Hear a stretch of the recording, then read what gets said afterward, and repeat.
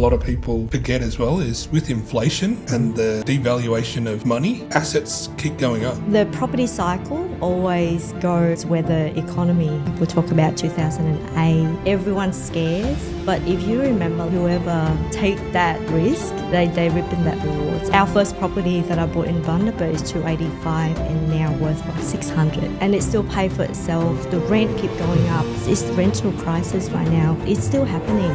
The opportunities for investors is when the market is normally down. Right now. Right now is the opportunity. Crucial opportunity that people should take in terms of purchasing property, purchasing assets. Yes. It's now.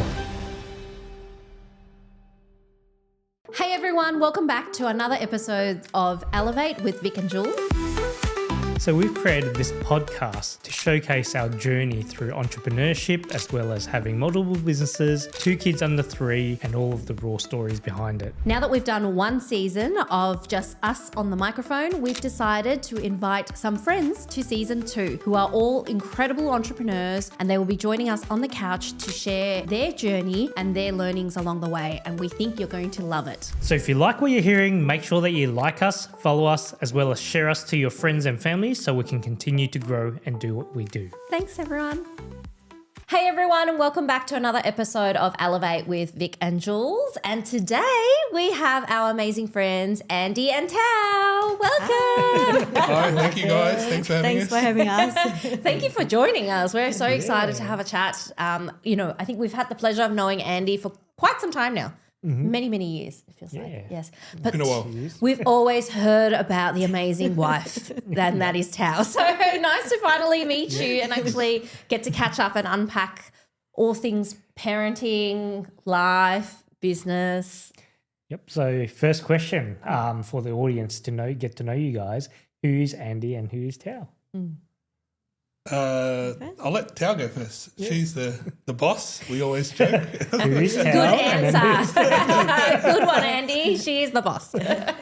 So I run the flipping business remotely from home.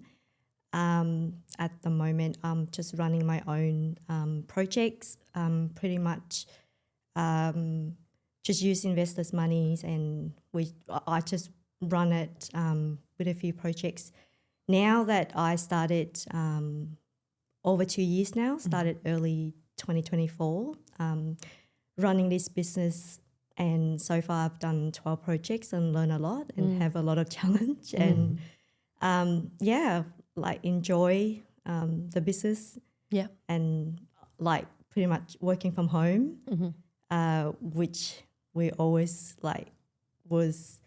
that was our dream back then when we run our like traditional business.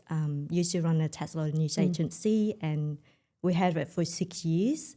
But we realized the time that we had was so constrained because you gotta be there. You have to be there, like open and close, and we didn't want to have that business, traditional business. So I've said, how can I run a business from home, run it remotely so I don't have to be there? That means I have more time with family.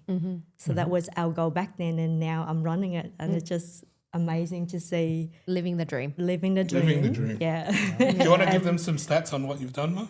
Yeah, let's hear it. Within 2 years, yeah. Within 12 projects. Wow. 12 projects. I started with buy and hold investor. When I sold my business, I was thinking I didn't want to go back to normal job, or didn't want to get another traditional business anymore. So I started with property because I always loved property. We bought a house and land package in Werribee, and it was sort of like mistake, but I never admit it. It's just There's a lot of family discussion over the time. Let's just put it that way. Realized that was a mistake. So I'm like, how can I do better? Like, how can I keep buying? How can I run it as a business? Pretty much just have back then I was thinking how I can make it as a career that I can enjoy what I do. So I started buy and hold. make that mistake, I think it helped me try to figure out how do I make it better or how do I make it right. So then I've learned to start like educate myself, start buying whole interstate because like at the time was too expensive. Everything it's just nothing under 600 and the yield is so bad. So it's like, how can I buy interstate? How can I buy it 300K instead of 600K if we have to buy in Melbourne? I found a mentor that that's what he teach. Buying estate, I started with one property in Bundaberg, under 300, and then the yield was like 8% yield. Wow. And I was thinking, oh, this is work. This is amazing. Yeah. And the second property I bought in Horsham is 262. This is under 300, right? And the rent is 400. I think at the time it's 350, and then it increasingly. So the numbers work and the method work. So I keep buying that, and it just give me that confidence. It's like I can do rinse and repeat that. And I bought in Perth. Like I just go with that cycle. Like the property has that cycle, like you got to go in the low and then you make that rise. Third property, 2023, and then I started looking in my number 4 property, and I just got addicted to this. I'm like, I'm running out of cash. I can't keep buying. I don't like. I didn't have a real like income or anything. We're still using our business borrowing capacity serviceability. And number 4, I was thinking, how can I keep buying? Because I got so addicted. I love that transaction. Started in Rockhampton, that my first property, and then that was August 2023. That was my first one once I finished that, and I found the formula, and then I just stayed there like over 2 years now, and from that first property now I'm doing 12 properties. Wow. And then without our own money, that was something that I never know that you can do that. And so learn along the way. But the thing is, it's back to our what we were talking about is our age now. We want to have time freedom, financial freedom. But back then was the mindset is if you want a financial freedom, you have to sacrifice, you have to work really hard, you have to build up, and you have to make that within the 10 years. And then you have that after 10 years or whatever, 20 years. But then we got to sacrifice our time, our kids, right? Like we're not going to have time for our family. So what we do, like what I do, it's just like how can I build at the same time have time for our family. For the family. And this is what our goal has always been. Is we want to run a business, but we want to have time. So and we're not sacrificing. So we're not sacrificing for it. It's just like everything we do now, does it take away our time with our family? So we were always talking about it. It was like, we made it. Like we just, I love that. We made it, but it's just like there's a lot of challenge along the way. It's not that easy. But we still. Yeah, and I think it stems from something Thao said to me a while ago, which was entrepreneurial life. Right? There's 2 paths of entrepreneurship. One is a financial, and the other is a lifestyle. And we chose lifestyle over financial. And I think there's like real benefit to both, and there's no right or wrong in this scenario, right? And it's really, if you're a financial entrepreneur, you are chasing money, you are chasing creating amazing things, and you can do wonderful things in your life and create great things for the world. Good on you, right? Like that to me is still an amazing pathway to choose. The other one is actually the lifestyle, which is, okay, how does what we do allow us to enjoy what we want to enjoy? And, I think that's always been a great North Star for us in that sense, where it guides us on, okay, is this decision going to take up too much of our time? Is this decision going to take away from what we enjoy? And then, does it really suit what we want to do? And then I think we're very lucky in the sense that we get to choose what we do and choose who we work with. Yep. And to me, that sometimes is worth more than, outright cash, right? Yeah. So, yeah, I think everyone has their different choices, especially in this entrepreneur space. And, we're very lucky and blessed to be, able to pick and choose and have the time and go holiday and travel the world and do those sort of fun things. I love that. So, yeah. I mean, I want to come back to the second part of the question here, and I'll come back to your business as well. But let's get to know a little bit about Andy for the audience as well. So I do a lot more in the community-based space. I met, Jules and Vic a lot in that community-based events and those sort of things. And I think for me, I've been very lucky to be able to give back to community as well. But, on a side sort of thing, I also do a lot of business mentoring. Myself and a friend of mine, we set up an organisation that helps multicultural businesses. And the idea is that we want to show them how they can improve in a world that's dominated by a lot of the traditional. A lot of it's that old bricks and mortar and, you got to put an ad in the paper and that sort of stuff type business mentoring, when the reality is, more than half the businesses are owned by multicultural, people. Yeah. And, there is also a very different lens that applies to that. And, there's a lot of learnings I think I'm sure you both will be able to share to those business owners as well, right? Because there's a lot of uniqueness about it. And, for me, there was a lot of passion in doing so and seeing the reward of people's success was also something that really drove me. And I've been very lucky that Thao is the boss and earns the big bucks. And I get to play around and do the things that I really enjoy and have the fun opportunity to do. And so, that's my sort of space. And, I'm involved with a lot of the other projects within the community. And that to me is really just my world. I love that. And it's always been such a pleasure bumping into you at various community events.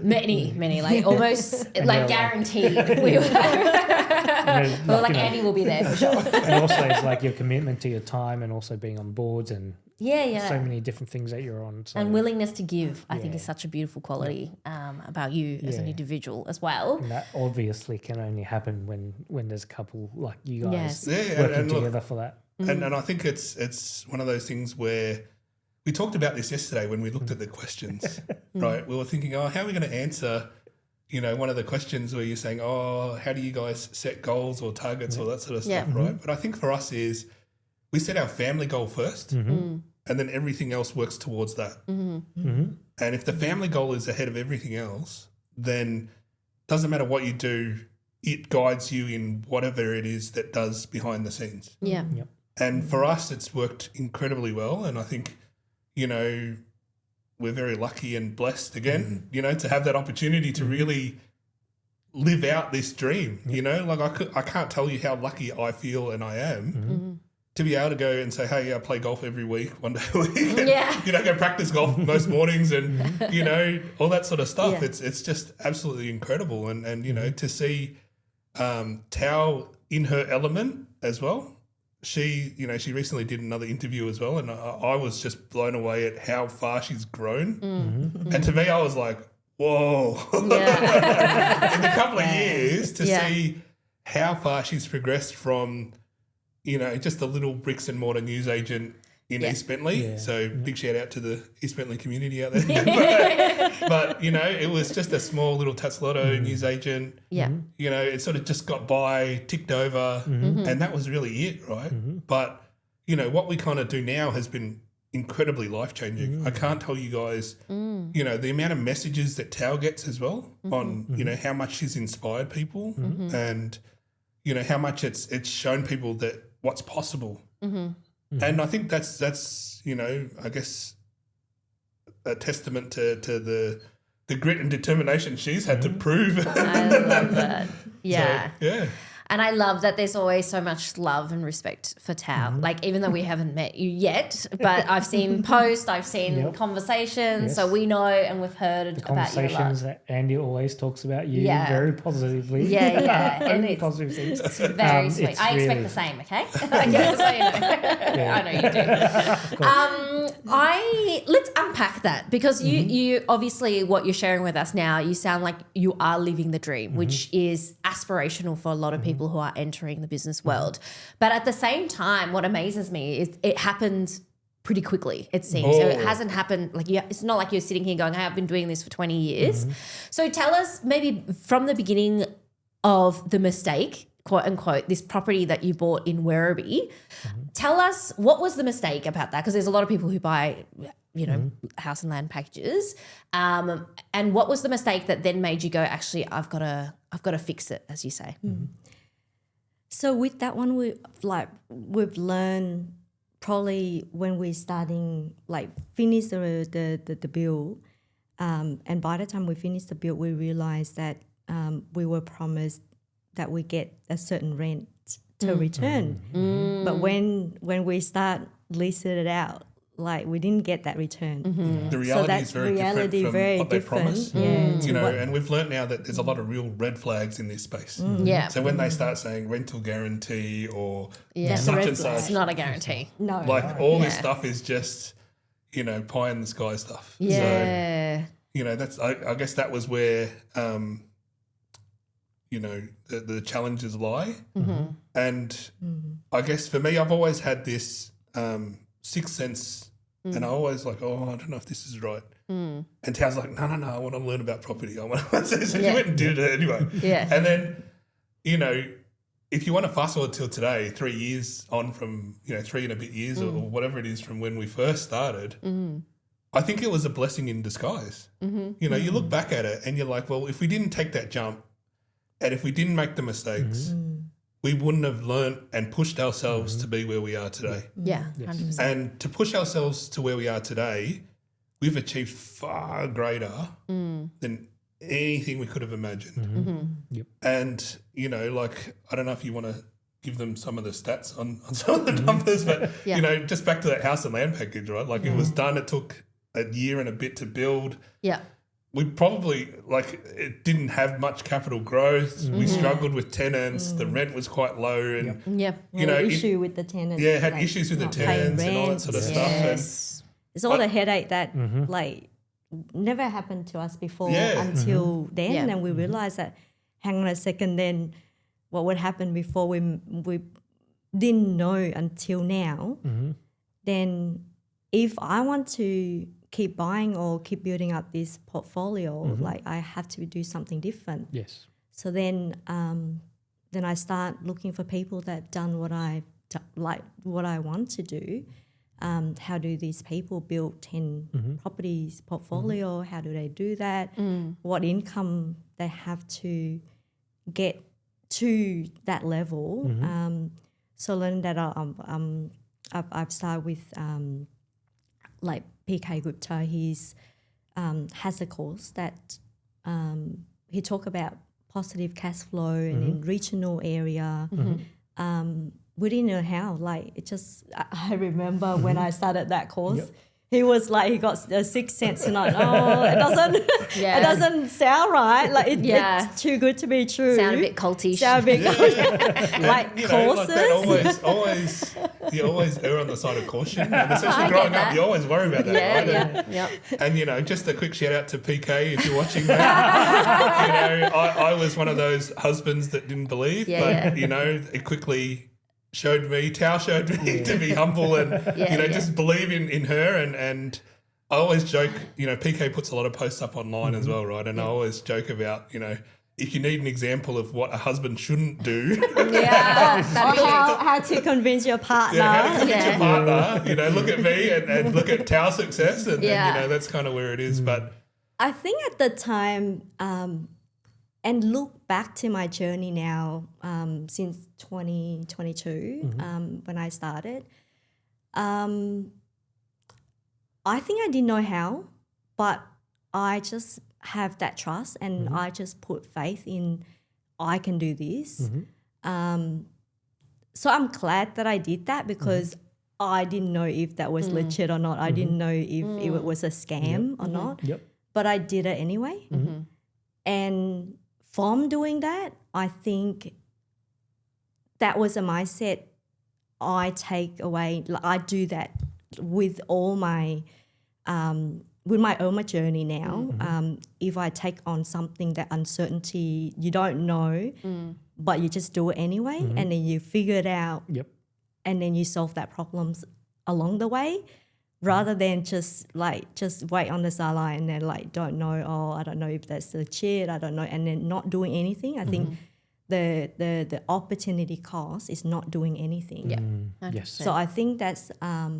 So this is probably the yin and the yang, right?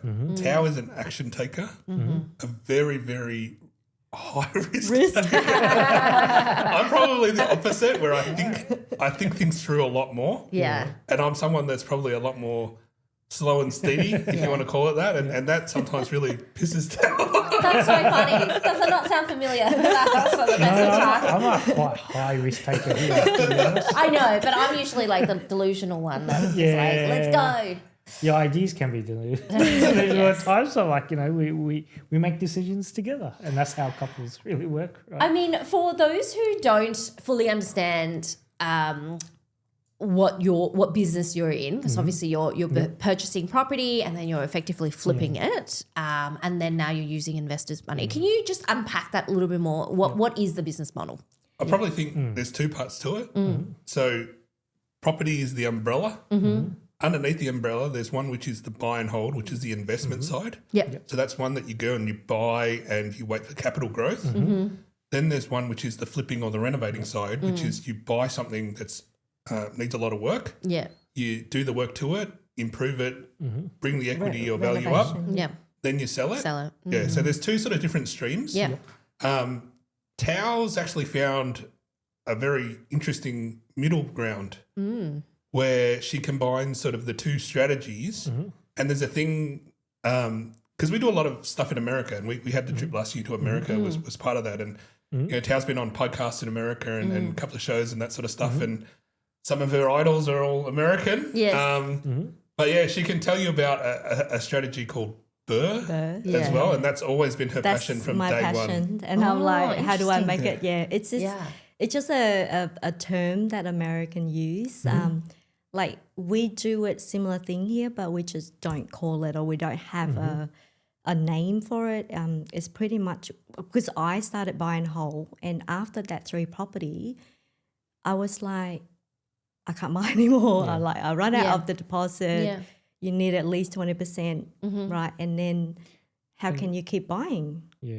And I'd love to deep dive a little bit into that as well, because like it is that being a finance manager previously, like that for 3 to 4 properties would then have limitation on the borrowing capacity, which is you're maxed out on your income. Your serviceability.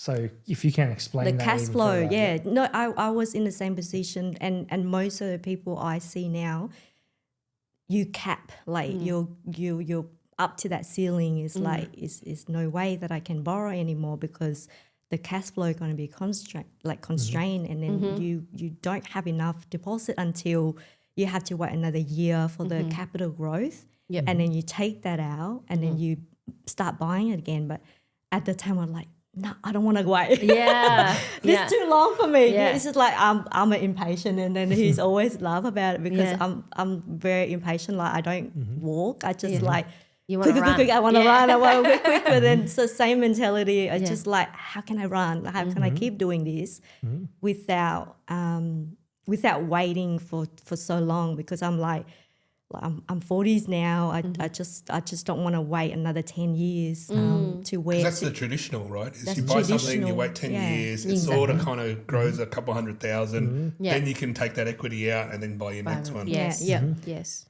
So then I try to find people that doing it without their own money, and I think that was the key to my success right now because I don't need money. Like I can just keep doing it. I just need to learn the skill how to find deals, how to structure deals, and then to find people that doing that deal. So this is exactly my business model. I want to keep buying whole, but then you still need that income. Like business generate income to service that or to support that, especially for our lifestyle. So maybe explain what BRRRR stands for Yeah, first, what because I think a lot of people may not know. So buying whole and then going to flipping. So BRRRR in between is in you buy, you renovate, you rent out, and you refinance it, and you rinse and repeat. So repeat that. So I was learning that from watching like America podcast, and I was so obsessed with that because I'm like, if I learn that skill, if I can do that strategy, I can keep just buying because I don't need that deposit. I don't need that serviceability. Like I just keep rinse and repeat that. How can I do that? Like I don't know. Like I've tried to learn from America how they do it, but it's very different. American market and Australian market very different in terms of property growth and the cycle economy. The systems are a lot more the mature system, than here as well. So We are probably 5 years at least behind to where they are. So then I've like, hang on. So then I've found out that I can start doing flipping because that one solve our problem back then is like I don't want to go back to full time. I don't want to do traditional business because it's going to take us like years to build up before we can do what we do now because the time constraint and and startup. We've done the business now. We understand. We feel so like we look at other small businesses like it's just such a hard work. And it's a lot of sacrifice, and then you can't even like make time your family and stuff like you like I remember we still go holiday when I run that business. However, like you just can't have that peace of mind that the business run it by itself or people that can you trust them to run the business as good as you are because all have that mindset, right? So back forward that I mean like back to the buying whole and then I start doing flipping. Is I figured out there is the middle way that you can hold it to. So then I can use the combined strategy buying whole and flipping, and that sort of like I like translate it as a BRRRR because I want to run this business remotely from home. So then I can spend time with my daughter and we can have the family time. How can I do that? With like everything that comes with skill set. When you learn something new, you're like, but how do you do that, right? Yeah.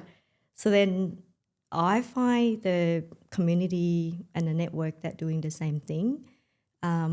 Everyone doing flipping. And I chose the market, which is Rockhampton. I'm still in Rockhampton after 2 years.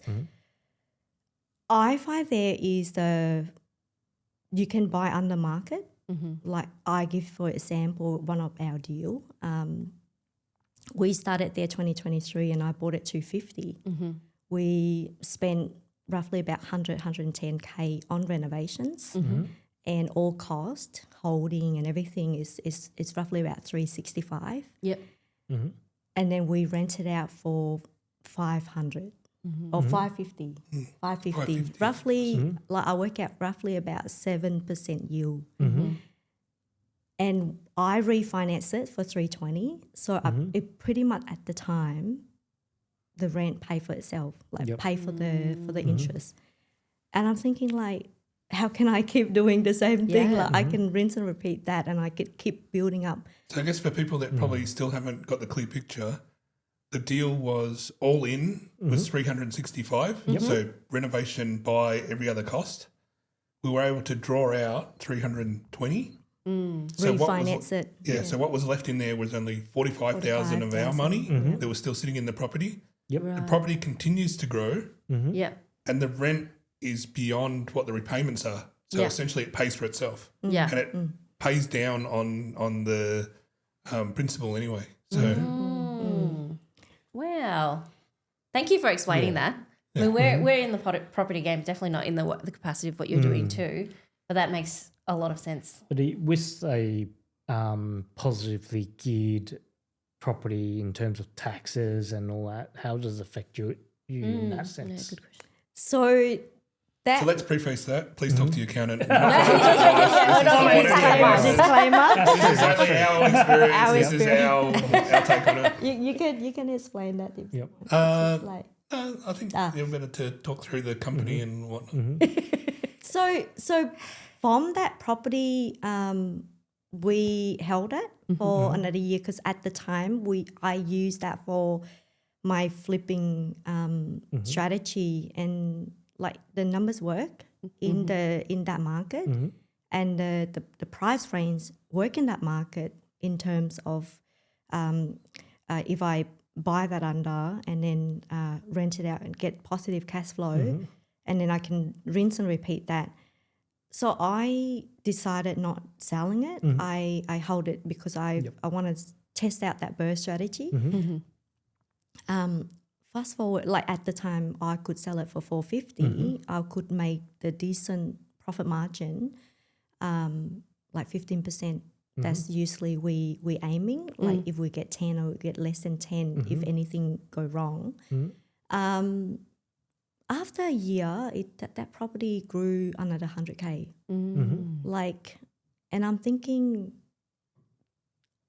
before that, I want to scale the business, and I didn't have the money. I didn't know how. But then I got to another mentor that teach me how to find investors and just you pretty much just use investors' money. Gotcha. So you can rinse and repeat that. And if the numbers work, if the strategy works and the market works there, that's how I started. So that's the property number one. And like the first year, I got 4 projects, 4 flips for the 2024. And then 2025, I've got 7 projects. And then just keep doing the same thing. But at the time, I want to learn that skill, and it's just rinse and repeat that. So then I can build up my skill. I can build up my team, because that's the most important. Is when it is where you go to interstate or regional. Like the team is the important because they do the one that they do the task that you have to do. Because I'm pretty much, I can't do inspection, I can't do renovations. I can't do the things that like you not physically. So the good thing is because I love the buying. Like I love the buying process, and I love the finding deals part and structuring, and then finding money. That's the only 2 things that I focus on. And then the team, it's just like, okay, I have the team there, and then they can do execute the rest. Execute the renovation, but that's part is the time consuming. So if I focus on that, I wouldn't be doing 7 projects. The thing is, for me to scale that business. How did you find the people with the money that's willing to invest, and in particular invest in what you've developed as your skill? I'm actually helping a lot of people now with learn that skill. I think part of it, because I was so open, like since I started my journey, I'm always open and sharing, and I always try to help other people to do what I do. Part of it are people that see me being active like on the industry, and then they know that this is what I'm working on. I'm always open.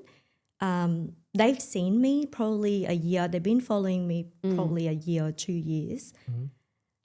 I didn't know back then it's actually that personal brand. Yes. That's the brand that I built. Trust is A built with lot that. of trust built with that. Like people already seen me like over 2 years. So when I start asking for investors, because I believe this is the strategy that works for me, the numbers work.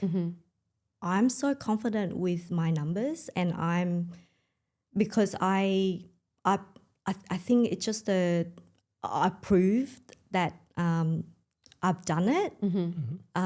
When I start asking on the proof part as well, we have receipts. yeah. So when I say receipts, we have the sales, we have Yep.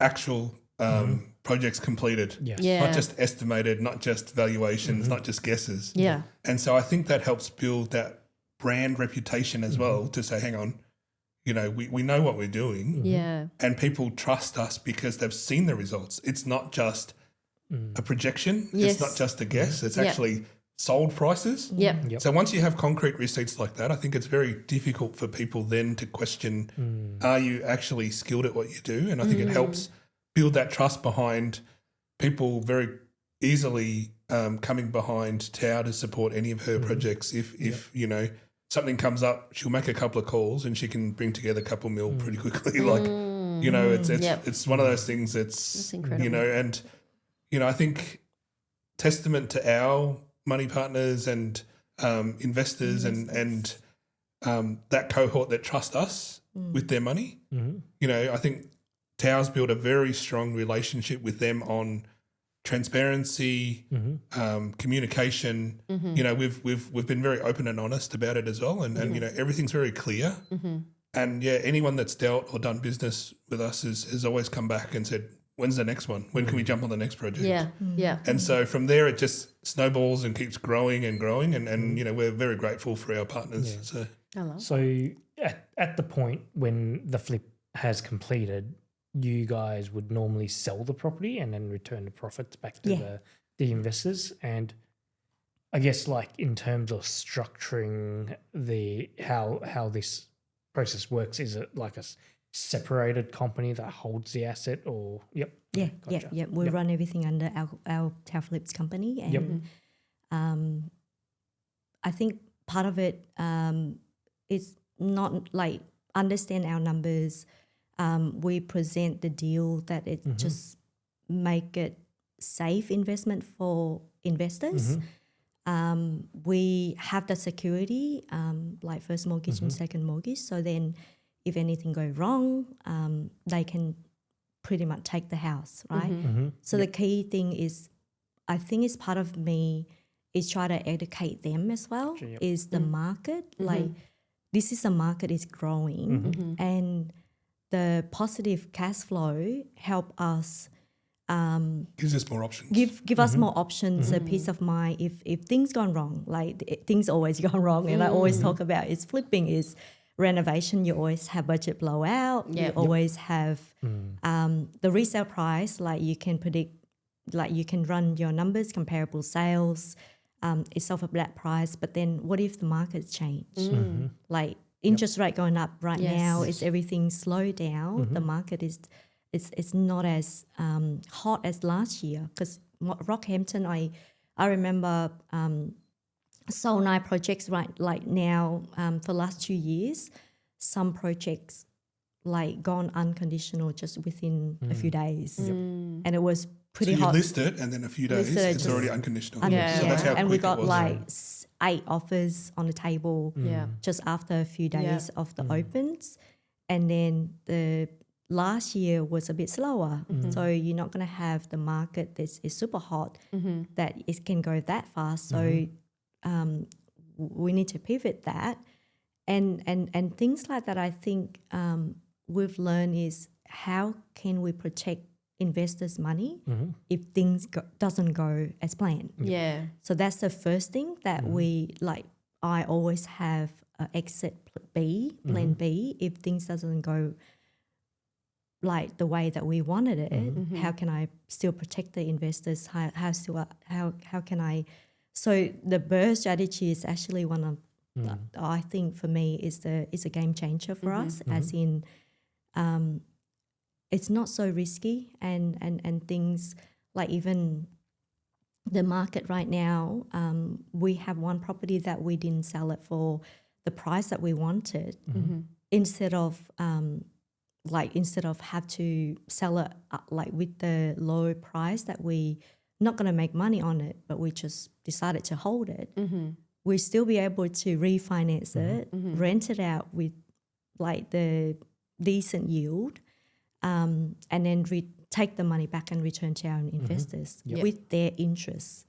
So how we structure it is we have 2 investors in the deal, and then we pay 15% interest per annum, and then once we sell the property, we return their cash with their interest. I've done like 9 projects now. It's just like now for me, it's like, how can I transit myself to a flipper, to a investor or portfolio strategies? I think that the market always change, and things worked for me 2 years ago, probably not going to work for me in the future, or even the market now. Everyone is just so scared now, right? Because it's just the interest gone up. That was the question I wanted to ask. A lot of unknown, what a is lot your of perspective? uncertainty. I think the property cycle always go as weather economy. Like everyone, because I remember people talk about 2008. Like there's a finance, like is everyone, it's everyone scares. But if you remember, like whoever take that risk, and then just they're reaping the rewards. They reaping that rewards. It's and the same during COVID, right? The same thing during Exactly. COVID. Like I started my journey during COVID. Everyone was so scared. Like people just don't know what it's gonna be. Everything is just so unknown. I went in and just bought it. I just literally just like that. This number worked. I believe it worked for us. And our first property that I bought in Bundaberg is 285 and now worth for 600. And it just and it still pay for itself. Like the rent keep going up, and you see it's rental crisis right now. It's still happening. I think that the thing about property, a lot of people forget as well, is with inflation and the devaluation of like money, assets keep going up. You know, it's just this normal cycle, right? So because I do feel like the opportunities for investors is when the market is normally down. It's like right now is the opportunity, crucial opportunity that people should take in terms of purchasing property, purchasing assets. It's now, particularly when everyone is scared. The opportunity is normally here. I wanted to go through a little bit more in terms of like when we're looking at purchasing now, and if the opportunity is now, how do you see? And I got a second question to this: is the price of a couple of things. Government regulations can always change, which then has an effect on your business straight away. That's out of your control. How do you manage that? With the regulations, of course, we can't change it. Like we have no control of that, right? So I've learned throughout the journey, it's like you just got to focus on what you can control rather than like focus on what you can't control. For me, this year looked like for me is I have to with the BRRRR, I can't do the market that I did because the price changing, and then it just the rental doesn't keep up with the price. So that means if you buy in now, my strategy would be figure out a way that you can increase the rental return, which is for me is looking at rooming. Like I was looking at if I want to do my strategy now with birth strategy, yes, I can buy under market, I can add the value in, but the price range now you're looking at 600-700. The rent not going to cover the cost, right? But then what I can control is how can I increase the rental returns, which is either mid-term rental or short-term rental, which is Airbnb. Yep. But I don't like Airbnb because like the same thing, Airbnb you can't control. Yeah. The government changed. It just yeah. it ruined it. Body It's corporates just boring. change. Local And- government and- comes out with new rules. and seasonal as well because like Yeah. you Godfather market some Airbnb I know that other friend that doing in Gold Coast it's good when you have a lot of tourism like you have that demand, but then what if there's no one going up there, right? It just for me Airbnb is interesting. Like I just never look at it as a strategy for me because it's not sustainable. For me to control my business is how do I find a strategy that works for me and it can sustain. Like rooming nowadays, you think about it because government or like I'm surround myself with other developers as well, but we can't really build houses that quick with demand. Yes. So rooming has actually solved that problem. Yeah. Like Interesting. Yeah. like if you looking at Melbourne market right now, the cheapest you can buy in Melbourne is like 600-700 in a decent area that you have the demand, like you have rental demand, right? But then how can you keep buying that? Like for me, it's like how can I scale it? How can I? Is it sustainable? Is it predictable? Yeah. That's business. It's just like how can I predict that? How can I make sure that what I do is I can rinse and repeat that because I don't want to be doing one deal and then stuck. Yeah. Yep. So I think that's a mistake a lot of property investors make as well. They sort of start in there with great intentions and a lot of gung-ho and gusto. Yeah. They get in there and unfortunately they buy something. It doesn't necessarily lose money, but they lose that time. Yeah. You know, they're stuck with the property. So then, you know, the opportunity cost of 2 years of being stuck there and then having to top up repayments and whatnot slows you down a lot on that ability to buy and hold a lot more property, right? Like the sort of magic number I think a lot of people aim for is 10 properties. And then once you get to 10, you sort of sell 5 to pay off the other 5 and then you live off basically rent, you know, debt free on the 5. But yeah, back to sort of what you were saying before right from the beginning, Victor, is that I think people that get into this space, you know, you'll have a lot of people that buy their first investment and then they'll stop. And then those that get to maybe 3 and then those that kind of break through 5 is a whole different challenge. Yeah. And for those to get above 5 to say 6, 7, even 10 is another level beyond itself as well. And so, you know, we've learnt all the different challenges and all the different sort of things you need to address and look at to go from each level. Going from 1 to 3 was so difficult, and then going from 3 to 5 and higher is even more crazy, right? Yeah. And it's funny because we talked about this in the car this morning on the way down. Yeah. Thao was saying that her dream was just to buy 1 property a year. Yeah. Yeah. Yep. And then, you know, she bought 2 already. Yeah. Yeah. What month are we in? And so, you know, she's holding 2 this year and you kind of look back and you think, oh shit, how far have we come? And you know, how have you been able to structure things and make things happen, right? And I guess it's back to the conversation we always have. And, you know, whenever we're at some of these property meetups and whatnot, it's always great to talk to a lot of the other people that are in the game.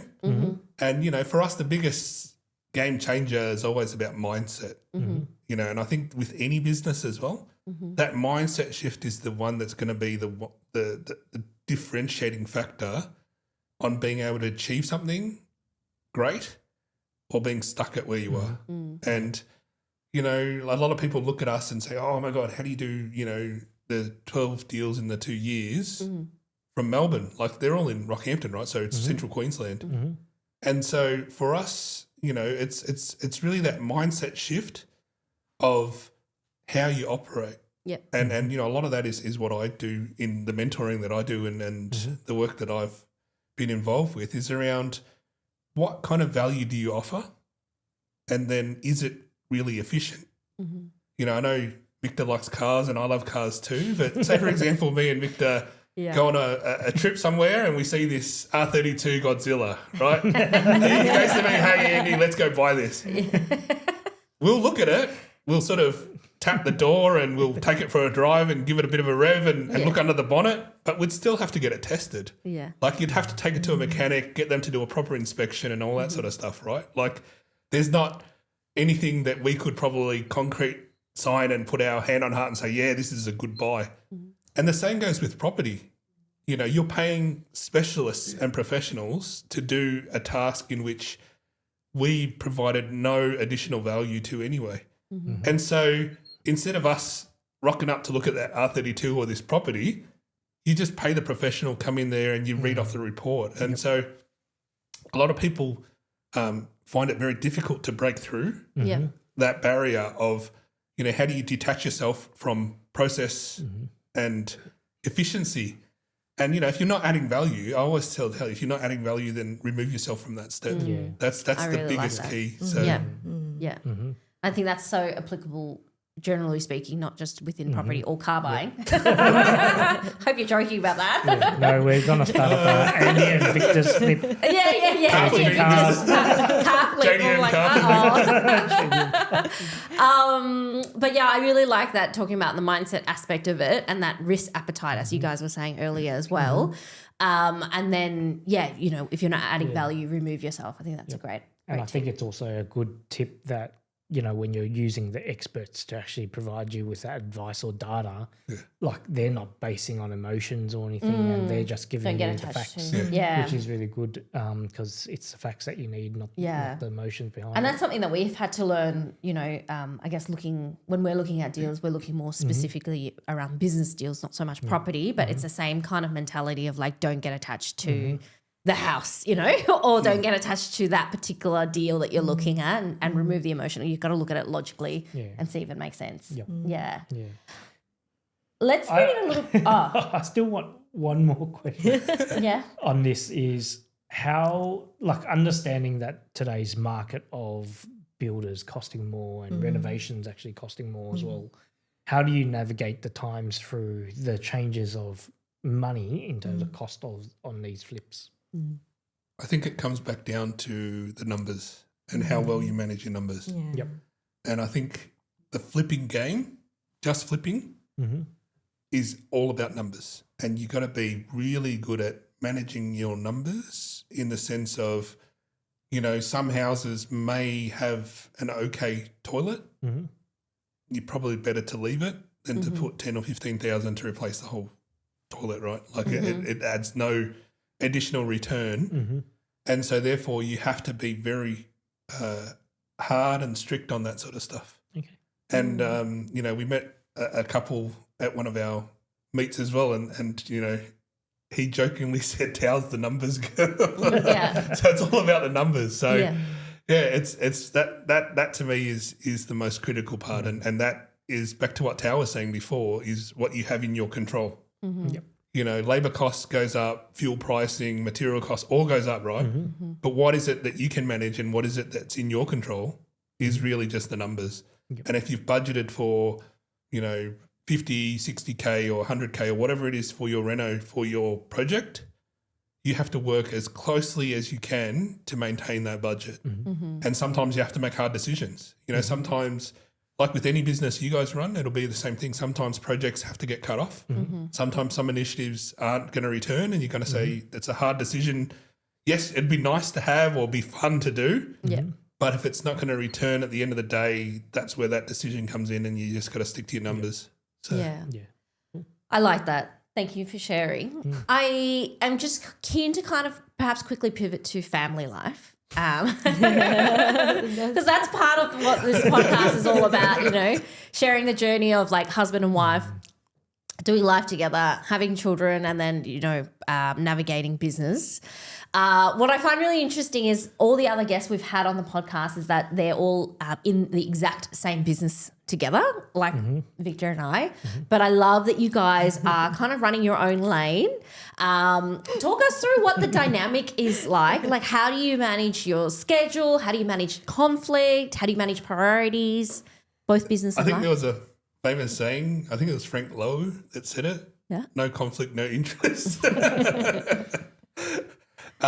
You know, I think family life is one of those things where I heard something a while ago and it really stuck with me as well, right, is life is not about happiness. Because happiness is only one of the emotions that you'll have. And you can't always be happy, right? You'll be delusional if you said every day has to be a happy day. Every day is, you know, this and that and you know, all roses and all sunshine, right? Like, you know, eventually you'll get sunburnt and you'll be tired and you get sick of the heat and all that sort of stuff. But, you know, I think you just got to learn to ride the ups and the downs and, you know, you really live in the present. And if you're aligned on that same mission and you're aligned on that same journey, you know, it doesn't matter where you go, right? It's the journey that's the fun part. And I think for us has always been around that, like I said before, the alignment is more around, you know, where do we want to be as a family and what do we want to do as a family? Yeah. And I said to Tal, look, if it all crashes and burns and look, it all goes to shit, like, sorry, the other language, but if it all goes pear-shaped, right? Yeah. We can just all go get a job again, right? Like we can just go back get a 9 to 5 or something like that and, you know, like our days will be okay. Yeah. And then, you know, at least we've had those golden years with our daughter in the time and, you know, we've had this amazing adventure. And so, you know, I think with that perspective, yeah, that's how we've really aligned ourselves. And I like that. You know, everyone has a different view on success and everyone has a different view on their expectations. But I guess for us is just, all right, this is the journey. We'll get to where we'll get to and let's just enjoy it while we're here. I love that. How about from a practical sense then, on a day-to-day basis? You obviously have we were just talking offline before we went on camera, you have a 12-year-old daughter and obviously 2 thriving businesses as well. Like what are some practical things that you implement to make sure that you know, have the family time? Do you switch off, quote unquote, from, you know, working from home and then going, hey, no more talking about houses at the dinner table? Like, you know, that was like obsessed with property. I'm so obsessed with But that. I think it's really understanding rhythm and, you know, everyone works differently, right? And, you know, we've learnt that we both have different rhythms too. So Tao does the 5 a.m. thing. I don't know if you do it at all, Jules or Victor. No. But Tao's a 5 a.m. person Yes. and she follows that to the T and you know, she gets up, does her journaling, reading and everything else. And, you know, for me, I'm a little bit more of a night owl and my brain works a bit better at night. But, yeah, apart from that, you know, that's kind of the only practical thing, I guess, that's very... We also split the tasks as well. Like, all the basic sort of, if you're talking about the home duty stuff and, you know, Tao drops off in the morning and then she goes for a walk and exercise. I'll pick up Nikki after school and whatnot and, you know, all those sort of things. And, you know, I've been very lucky to be able to do a lot more of the home things. I cook now at home. Yeah. So, you know, she gets a bit bored of some of the meals on rotation. But, you know, my steaks are very good and you know, you know, the seafood dishes and you know, all those things. And, you know, we're going to have hot pot tonight. So, it's one of those things that for me has been a very interesting challenge.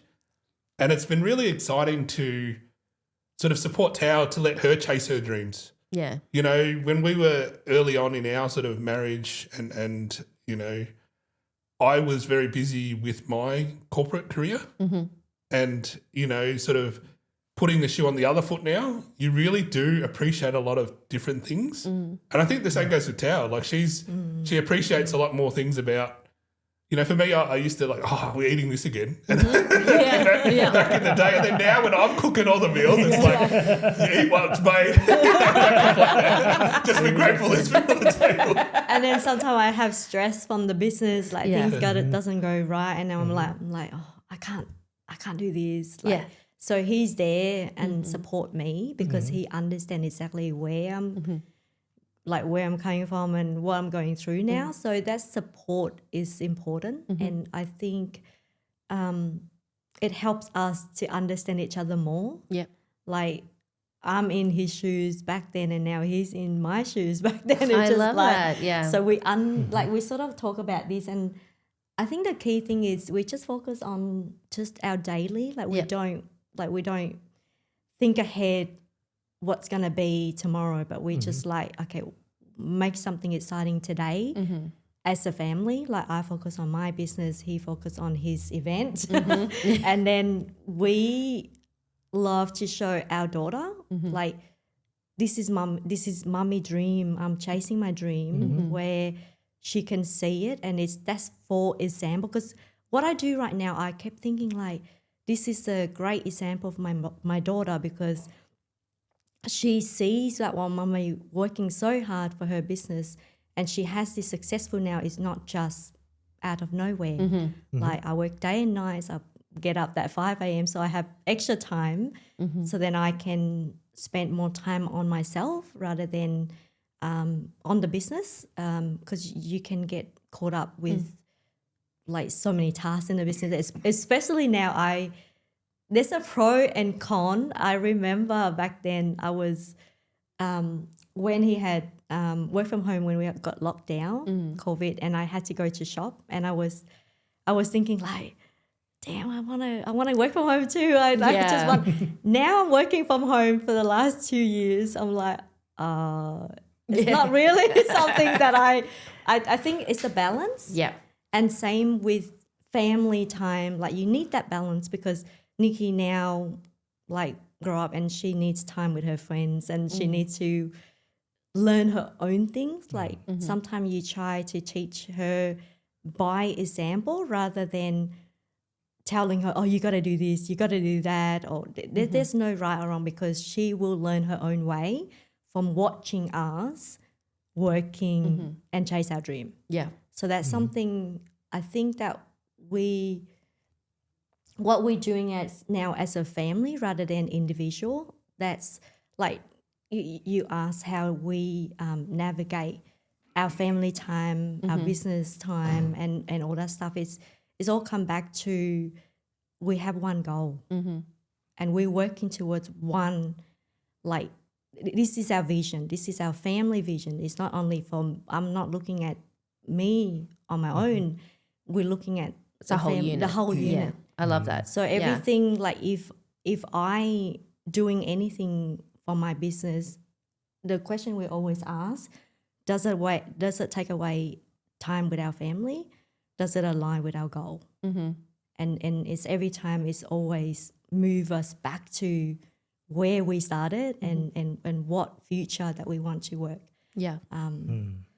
I love how holistic you guys are and how aligned you are with this end goal. And I think that's really special, because not everyone is clear on that end vision as well. And I love that there's clearly a point in both your careers where the roles have flipped over, and, you know, the steak expert in him has come out, which is great. So it's the same with Victor as well. Like, I am a terrible cook, and, you know, anyway, we won't go down that path. But I'm just so curious, like, has entrepreneurship always been something you always wanted to get into? Like, especially because we're all Vietnamese as well. Like, what was it like growing up and then getting to the point where you're like, okay, I want to get into perhaps business with your tats shop, and then now venturing into this? Like, was that always the trajectory, or did you kind of like fell into it? You know, the traditional family aspect of us generation has always been go to uni, get a degree, get a job. Yeah, like, exactly. That's always been the mantra that's been ingrained into all of us. Yeah. And, you know, I was the good son that did that. You know, I had a very well-paying job and you know, worked on big companies and all that sort of stuff. Tao's parents, sort of had the same vision, but I think Thao's family has always run businesses, and that's probably rubbed off a lot more on Thao than it has on me, and that's probably where maybe some of the risk taking, has filtered down into her as opposed to me, which is a lot more structured, and I'm a little bit more thoughtful around some of the actions that I take. But yeah, I think definitely everyone wants to do something, but it's not always about money. And I think this is that sort of crossroads, especially for like the 1.5 or second gen Vietnamese, you want to call it, in Australia, is a lot of people are wanting to be entrepreneurs, but more lifestyle. Yeah. It's not that financial entrepreneurship anymore, like they may come from families that have had really successful restaurants or takeaways or grocery stores or something, as that first gen. But the kids growing up now are like, well, I want to do other stuff. I still want to be successful, but, they're either creatives, or they want to do other things. And I look, like Diana, we're all friends with Diana. She's a fantastic creative as well. And I think in her space, she's looking to achieve things that aren't done before. And so, yeah, it's one of those things where, the drive is different. Yeah, the definition of success is different. Yeah. Yeah. I like that. So I guess to wrap up, if you had to share a single advice to your younger selves individually, what would be the advice you'd give to, young Thao and young Andy?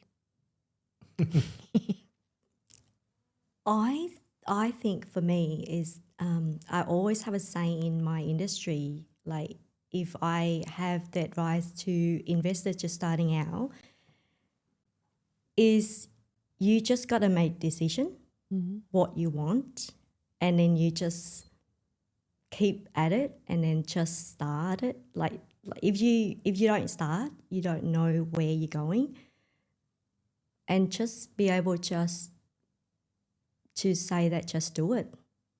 Because like for me, I was back then, if I didn't take the leap and faith and think that just try it out and see what it's going to look like, or if I know something that's going to be success, I wouldn't do it anyway, right? So just be able to get started and do it and figure it out along the way, because there's always something on the other road that you don't know. It's just like us starting out business. There's so many things that uncertainty. There's government changes, economy changes. But then be able to just do it anyway and learn along the way. And just believe. I think more is like believe that you can do it and just do it until you get that success. Yep. Yeah. I like that. Thank you for sharing. You. And Andy? I think if I told my younger self, I don't know. It's an interesting topic because, to be honest, I'm actually pretty happy with where we are, right? And so if you go back and you want to change anything, I don't think I want to change anything. Everything's sort of shaped and guided me to where I am today. You sort of embrace all that. But I guess if there's some learning that I can probably share to a younger audience, is probably something I learnt from one of the CEOs I had. She said to me, always start from a position of kindness. And doesn't matter what the situation is, if you look from a position of kindness first, it puts things into perspective. Whether it's a corporate job where, an employee or a team's done something not right, if you start from a position of kindness, of understanding, okay, how that mistake happened, you can resolve it in a much better way than reacting, angrily or out of spite or anything like that. And even like personal things. And even out in the community, when you start to see some issues, if you put yourself in a position of kindness first, it puts things into perspective a lot more differently. And that's probably my advice or tip, I guess. I love that. That's a really beautiful way of ending our conversation. Thank you so much for taking the time to catch up with us today, and actually just to be so open about your strategies, what you've been working on, and not gatekeeping any of the information. So really appreciate it. Such a powerhouse couple, living the dream. Maybe you guys will start a car thing. I mean, I feel like we probably need a part 2 because we haven't even talked about Andy's business. I know. We'll definitely need to invite you back, but really appreciate your time. Thank you for being here, and I hope you had a good time too. Thank you so much. Thank you so much for having us, guys, and it's always a pleasure. Yay! Thank you.